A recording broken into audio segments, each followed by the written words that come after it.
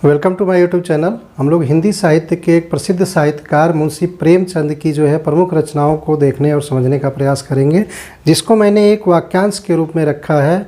एक सेंटेंस बनाया है जिस सेंटेंस का कोई शाब्दिक अर्थ नहीं है, लेकिन इनकी सभी रचनाएं उस सेंटेंस में हैं। आपको जब चाहेंगे 1 से 2 बार देखने के बाद से उनकी सारी रचनाओं को सेपरेट कर सकते हैं। तो आइए हम लोग ये सेंटेंस को देखते हैं। बूढ़ी काकी पूस की रात में 2 बैलों के साथ 1.25 सेर गेहूं लेके शतरंज के खिलाड़ी बड़े भाई साहब मंगल से मिलने करबला के ईदगाह पर पहुंची। उधर उनकी बेटी निर्मला अपने बर के गोद में गम और सेवा प्रेम को भुलाकर अपनी कर्म भूमि को रंग भूमि बना ली और उसकी काया कफन ओढ़ के सो गई। नमक के दरोगा मुंशी प्रेमचंद हंस की तरह पंच परमेश्वर बनकर नाटक और उपन्यास लिखते रहे। आइए एक बार फिर से रिवाइज कर देते हैं। 1-2 बार आप खुद बोलेंगे, याद हो जाएगा। बूढ़ी काकी पूस की रात में 2 बैलों के साथ 1.25 सेर गेहूं लेके शतरंज के खिलाड़ी बड़े भाई साहब मंगल से मिलने करबला के ईदगाह पर पहुंची।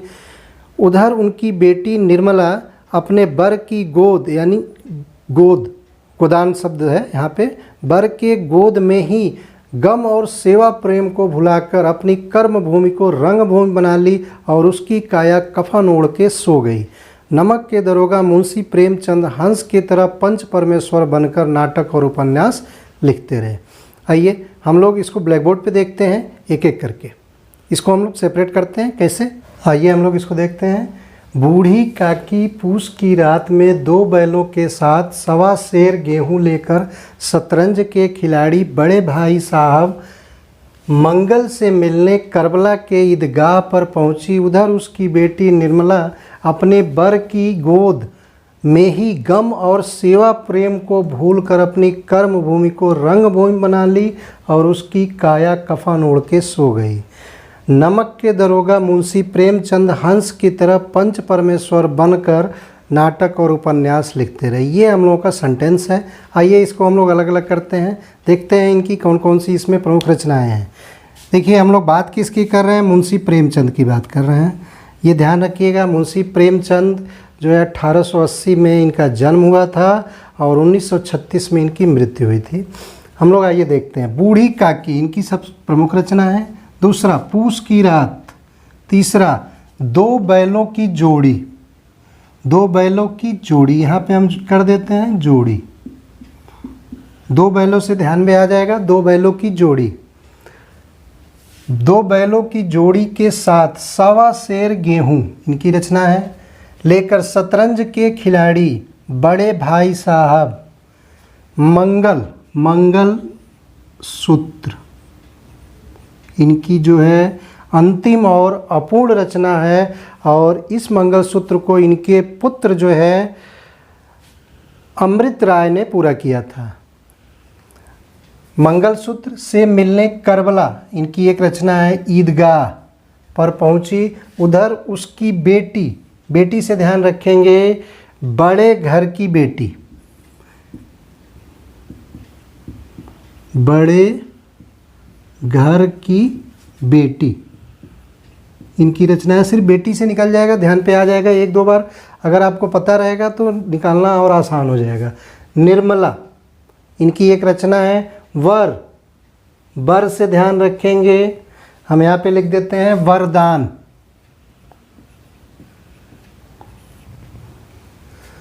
की गोद यानी गोदान में गम यानी गमन।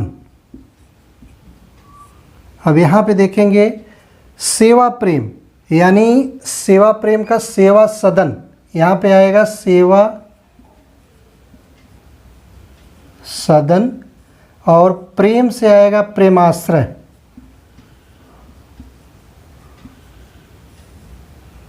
ध्यान देंगे, सेवा सदन कोई इनकी रचना नहीं है, हम यहाँ पे जोड़े हैं।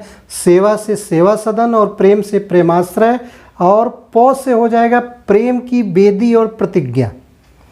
सिर्फ पौ से प्रेम की वेदी यहाँ पे कर दे रहे हैं, प्रेम की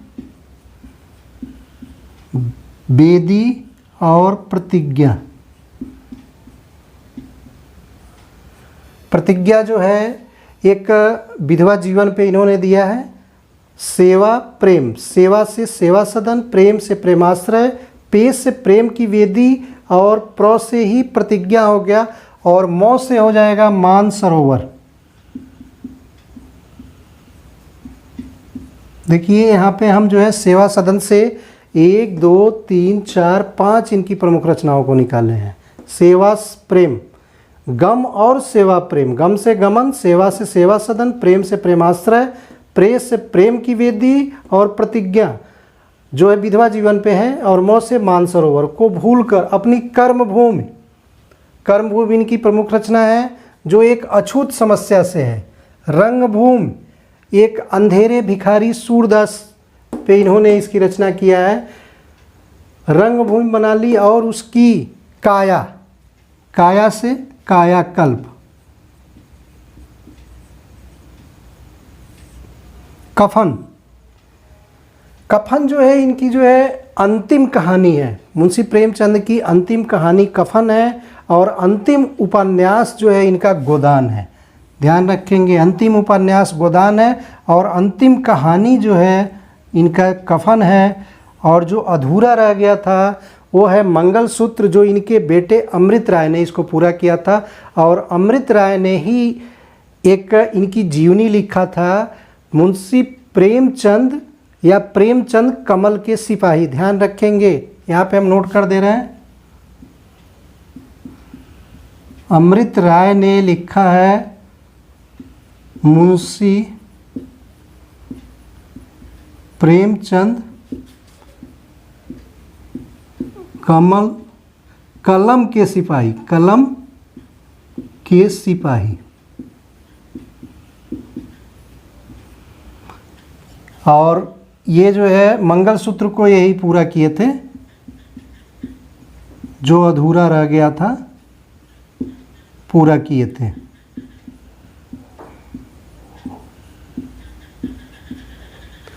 ठीक है, हम लोग कहाँ पहुँच गए? काया, कायाकल्प, कफन कहानी अंतिम कहानी है, गोदान अंतिम इनकी रचना है, उपन्यास है। ओढ़, ओढ़, काया कफन ओढ़ के सो गई, ओढ़ से मैंने लिया है अहंकार। इनकी रचना है सो गई, सो से देखिए हम 3 प्रमुख इनकी रचनाओं को टच करेंगे।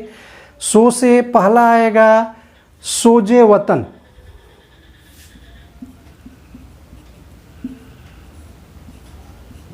एक कहानी संग्रह था, दूसरा सौत और तीसरा आ जाएगा संग्राम। जो सोजे वतन कहानियों का जो है संग्रह है, इसमें जो सबसे पहला शीर्षक था दुनिया का सबसे अनमोल रतन। ये इनका कहानी संग्रह सोजे वतन। इसमें जो पहली कहानी है दुनिया का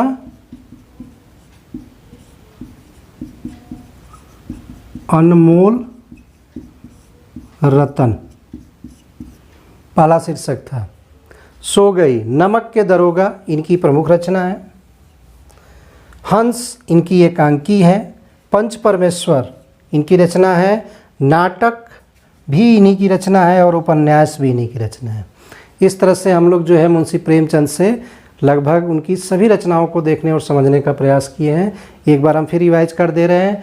बूढ़ी काकी पूस की रात में 2 बैलों के साथ 1.25 सेर गेहूं लेके शतरंज के खिलाड़ी बड़े भाई साहब मंगल से मिलने करबला के ईदगाह पे पहुंची। उधर उसकी बेटी निर्मला अपने बर की गोद में ही गम और सेवा प्रेम को भुलाकर अपनी कर्मभूमि को रंगभूमि बना दी और उसकी काया कफन ओढ़ के सो गई। नमक के दरोगा मुंशी प्रेमचंद हंस की तरह से पंच परमेश्वर बन के नाटक और उपन्यास लिखते रहे। इसमें हम लोग देखे हैं बूढ़ी काकी, पूस की रात, 2 बैलों से 2 बैलों की जोड़ी, 1.25 सेर गेहूँ, शतरंज के खिलाड़ी, बड़े भाई साहब इनकी भी रचना है। मंगल जो उसमें हम लोग कहानी बनाए हैं, मंगल से मंगलसूत्र इनकी अंतिम रचना है, पूरा किया था इनके बेटे अमृत राय ने। करबला इनकी रचना है। ईदगाह इनकी एक रचना है। बेटी, बड़े घर की बेटी निर्मला निर्मला जो है एक अनमेल विवाह से संबंधित है, मतलब एक कहिए तो दूसरे जात में विवाह की बात उन्होंने किया है। वर यानी वरदान, गोद गोद से गोदान में ही गम और सेवा प्रेम, गम से गमन मैंने लिया है। गमन जो है रामनाथ और जल्पा का जो है पारिवारिक या दाम्पत्य जीवन का इन्होंने बात किया है इसमें। सेवा प्रेम, सेवा प्रेम में सेवा से सेवा सदन, प्रेम से प्रेमाश्रय। प्रेम में देखेंगे निकलेंगे दो, प्रेम की वेदी और प्रतिज्ञा। प्रतिज्ञा जो है विधवा जीवन पे इन्होंने बताया। मौ से मानसरोवर को भूलकर अपनी कर्मभूमि, कर्मभूमि जो है एक अछूत समस्या का जिक्र इन्होंने किया है। रंगभूमि, रंगभूमि में अंधेरे भिखारी सूरदास की बात किया है। कर्मभूमि को रंगभूमि बना ली और उसकी काया, काया से कायाकल्प, कफन अंतिम कहानी है इनकी। ओढ़ यानी अहंकार से सो गई, सो से सोजे वतन, सौत और संग्राम। ध्यान रखेंगे इनकी कहानी का संग्रह, सबसे पहली कहानियों का संग्रह सोजे वतन, जिसमें पहला शीर्षक था दुनिया का अनमोल रतन, और सौत और संग्राम। नमक के दरोगा मुंशी प्रेमचंद, हंस की तरह पंच परमेश्वर, हंस और पंच परमेश्वर, नाटक और उपन्यास। इस तरह से इनके हम लगभग 30 से 35 प्रमुख रचनाओं को एक वाक्यांश कहिए या एक पैराग्राफ कहिए उसमें मैंने समेटने का प्रयास किया है। एक दो बार इसको आप पढ़ेंगे याद हो जाएगा, कभी भी आप आसानी से इसको सेपरेट कर सकते हैं।